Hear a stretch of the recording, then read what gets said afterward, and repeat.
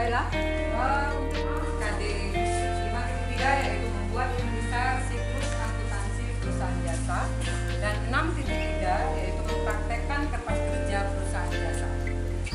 Adapun tujuan pembelajaran, nanti kita akan bikin per kelompok, yaitu satu yaitu membuat kertas kerja atau neraca lajur.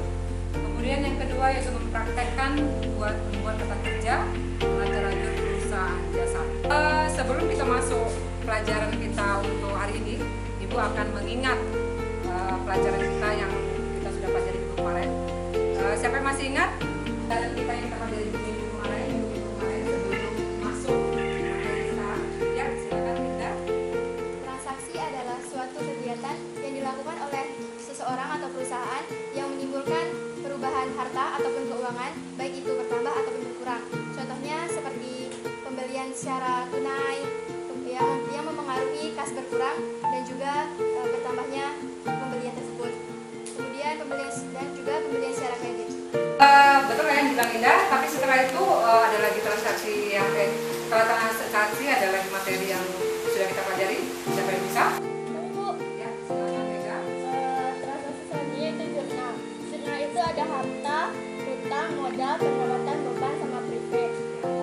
Karena seharusnya prepaid itu di bawah modal, tapi untuk memudahkan rumus makanya diletakkan di bawah. Jadi rumusnya itu DKKKDD. Apabila harta bertambah yaitu debit, dan apabila berkurang di sisi kredit. Begitu seterusnya dari kebalikan rumus tersebut. Oke, terima kasih Mega. Ya, setelah itu transaksi, kemudian jurnal, kemudian siapa lagi yang masih ingat pelajarannya? Ya, silakan Bella. Jadi buku besar itu adalah kumpulan akun sejenis yang digunakan untuk meringkas transaksi dari jurnal umum.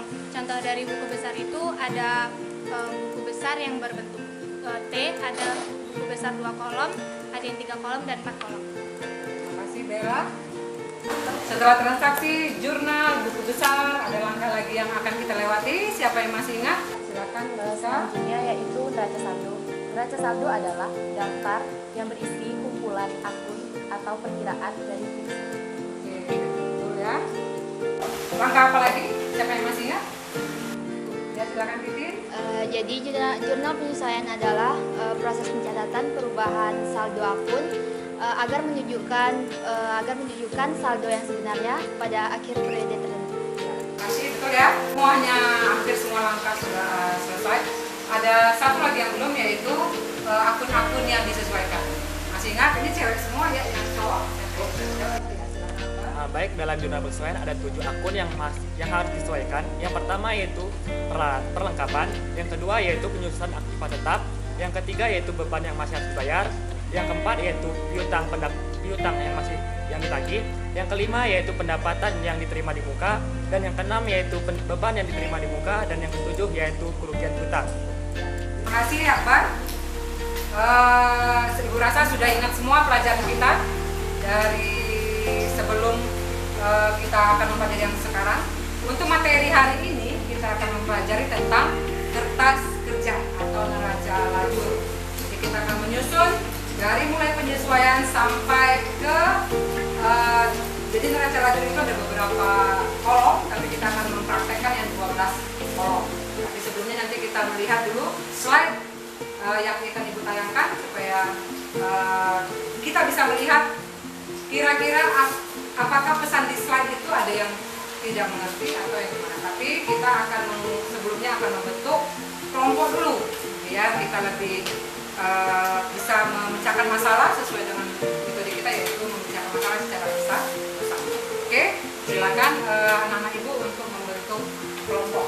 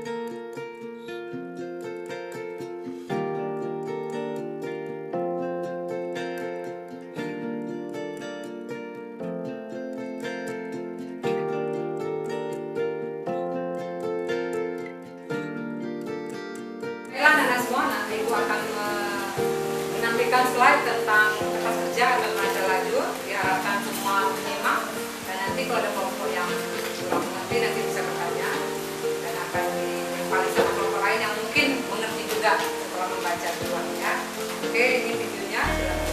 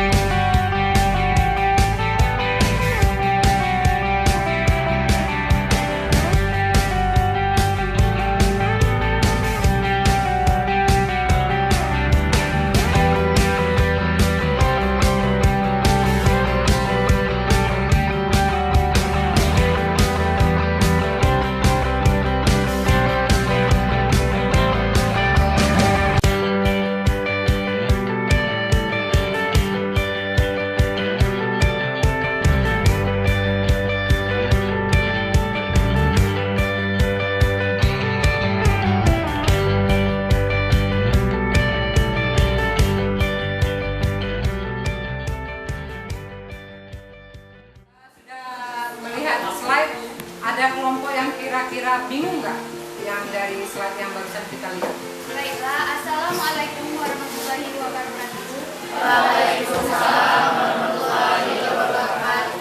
Perkenalkan, saya Suci Nisa, perwakilan dari kelompok 2 akan menanyakan tentang apa perbedaan antara neraca lajur kolom 10 dengan kolom 12. Baiklah, sudah ada pertanyaan dari Linda, kelompok yang bisa membantu? Ya, silakan Linda. Baiklah, Assalamualaikum warahmatullahi wabarakatuh. Waalaikumsalam warahmatullahi wabarakatuh. Perkenalkan, nama saya Linda Garulan Apriliani. Saya perwakilan dari kelompok 1, ingin mencoba menjawab pertanyaan dari kelompok 2. Perbedaan dari neraca lajur atau kertas kerja 8 kolom dan 10 kolom. Yang pertama, kertas kerja 10 kolom itu 8 kolom terdiri dari yang pertama nama akunnya, kemudian neraca saldo, jurnal penyesuaian, laba rugi, dan juga neraca. Sedangkan kertas kerja 10 kolom terdiri dari nama akun, neraca saldo, jurnal penyesuaian, kemudian neraca saldo setelah disesuaikan, laba rugi, dan neraca. Sekian dan terima kasih. Bagaimana, Suci? Sudah mulai paham? Nanti kita praktekkan, jadi akan lebih mengerti ketika mempraktekkan kertas kerja setelah ini. Kemudian sekarang kita akan praktek, cuma beberapa media yang akan kita gunakan. Nanti akan ada pembagian literasi. Baiklah, nanti Ibu akan memberikan beberapa media yang kita pakai. Salah satunya yaitu media literasi yang akan nanti kita bagikan per kelompok. Itu dapat sebuah buku untuk mencari informasi setelah kertas kerjanya Ibu bagikan. Ada pertanyaan kira-kira? Ya. Boleh Ayu dan kelompok-kelompok yang lain. Cuma kalau untuk menggunakan internet kita harus bolehnya yaitu membuka situs yang diperlukan. Jangan sampai membuka situs yang lain. Silakan untuk mencari informasi tentang kertas kerja atau neraca lajur.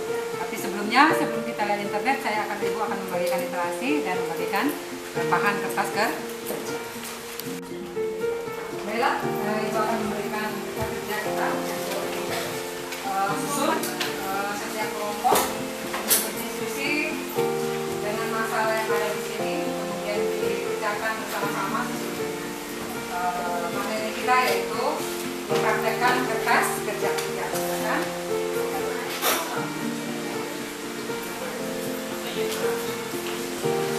Ya, silakan Firdaus.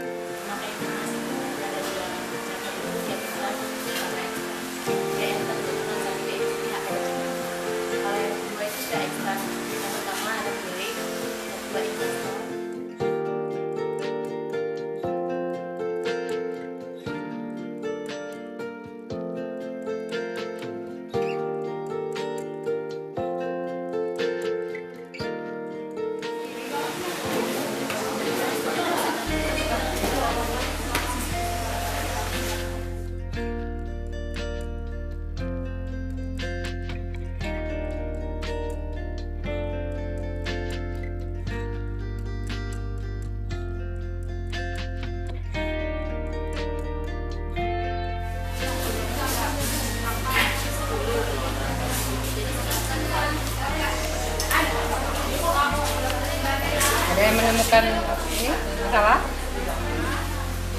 Bisa? Ya. Bang, kayak mana bang? Gimana tuh? Yang asuransinya bang? Kalau asuransi dibayar di muka, kan di neraca saldo sebagai harta, maka di jurnal penyesuaian sebagai beban. Berarti beban asuransi pada asuransi dibayar di muka. Oh, kalau berarti ini juga sama bang, sewa nih bang? Iya, sama. Apa yang diperdebatkan? Sepertinya ada permasalahan. Ini Bu, Akbar bingung. Ya. Ketika asuransi dibayar di muka di neraca saldo sebagai harta, maka di jurnal penyesuaiannya dia bingung mau jadikan harta atau beban Bu. Oh gitu. Iya Bu. Oke, ada masalah sedikit di kelompok 6. Kelompok lain ada nggak kira-kira yang mengerti? Ketika asuransi di neraca saldo sebagai harta, kita sesuaikan di beban atau sebagai harta? Ya, silakan Nova. Menurut kami itu Ya, sebagai beban. sebagai beban. Kenapa? Kenapa? Neraca saldonya sebagai harta. Sebagai harta.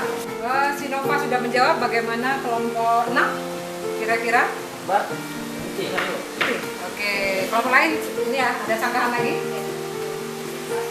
Pas, berarti sudah selesai diskusi kita? Nah, Ibu minta 2 orang dalam satu kelompok untuk maju ke depan untuk menceritakan hasil diskusi. Ya, silakan maju ke depan.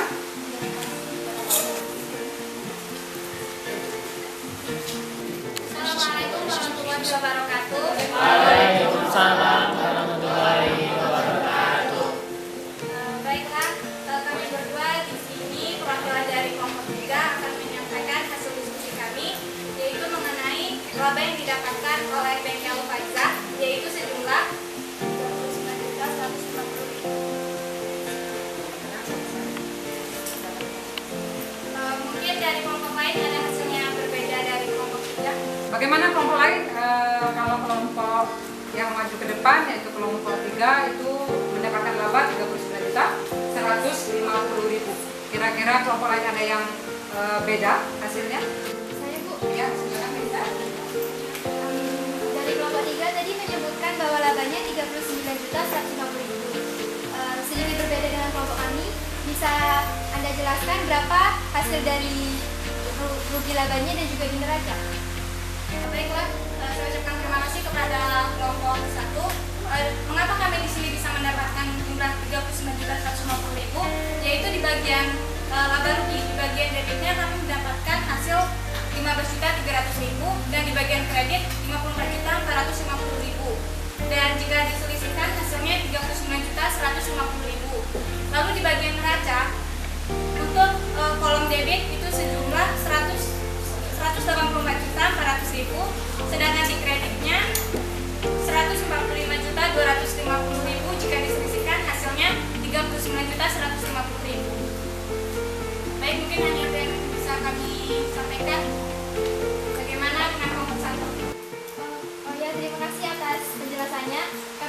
tadi ada salah perhitungan sedikit. Terima kasih, penjelasannya sudah cukup jelas. Baiklah, terima kasih atas perhatian dari teman-teman sekalian. Kami ucapkan Assalamualaikum warahmatullahi wabarakatuh. Waalaikumsalam warahmatullahi wabarakatuh.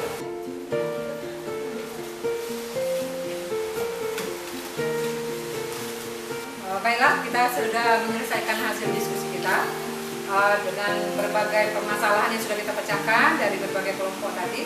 Kemudian sekarang Ibu minta satu kesimpulan untuk menutup pertemuan kita hari ini. Siapa yang bisa? Silakan, Bang.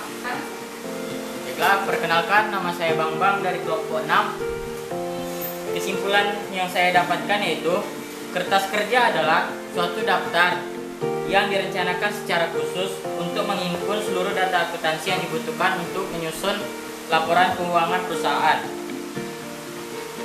Kertas kerja terbagi menjadi dua, yaitu ada 8 kolom dan 10 kolom. 8 kolom terdiri dari neraca saldo, penyesuaian, laba rugi, dan neraca. Sedangkan 10 kolom terdiri dari neraca saldo, penyesuaian, neraca saldo setelah penyesuaian, laba rugi, dan neraca. Baiklah, sekian kesimpulan yang saya sampaikan. Lebih dan kurang mohon maaf. Terima kasih. Terima kasih untuk kelompok 6 atas kesimpulan yang diberikan. Kita kasih aplaus sama-sama.